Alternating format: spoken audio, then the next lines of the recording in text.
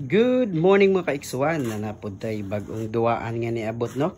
So Audio Master ni siya E2. So 1,200 RMS. So atong testingan ni siya no. So 18 na siya. 18 D18 na siya. So mo na itong isolder sa to ang box.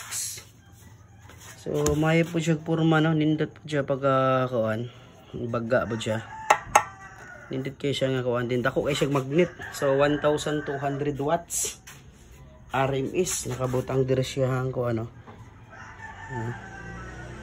Goods kayo. So ari na to ni siya ipaslak sa to ang X1 Kubo no. So na ta speaker dire oh. So wala siya gatong P-audio. So ato i-test nga patingugo na to ni siya gamit ang Audio Master. So dako kayo Audio Master, magnet pa imo nga sus. Mura naman ni siya magnet og 1/8 sa live. Grabing dako ah. Oh. Grabing baga up good. So 1 inches bali 2 inches iyang layer sa magnet. And gwapo gyud siya nga pagka speaker.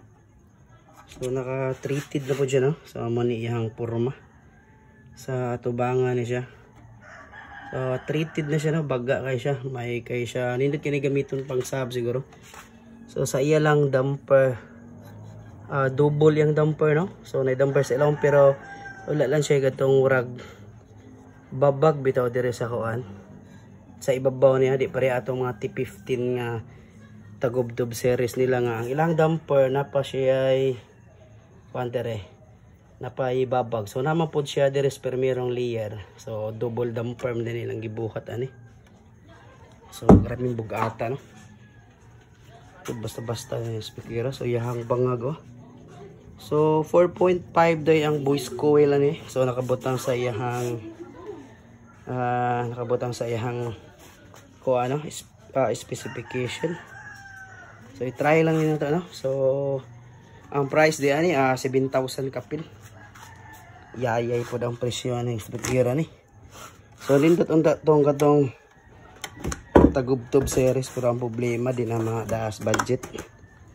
So bugat kayo di madago sa kamot. So mo ni ang purma oh. Di siya. Ayan, naka-treated na. Unya 4.5 voice coil.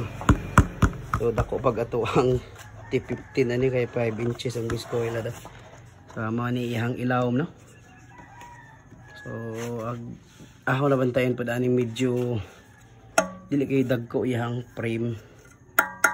Yeah, di siya pares ka tong mga tagubdob series bitaw nga dagko kay siya frame dire oh, baga kayo. Kini siya di kayo baga. Sakto lang ihang gibag-on. And man siya nakabutang oh, E2. 18 1,200 RMS 8 ohms.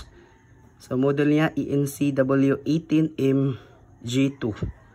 So E2 Audio Master. So atos way ni siya sa tingog ning speaker no. So dogera gid ang nangarap pero mas okay ang tagid kung 5 inches yung voice coil no.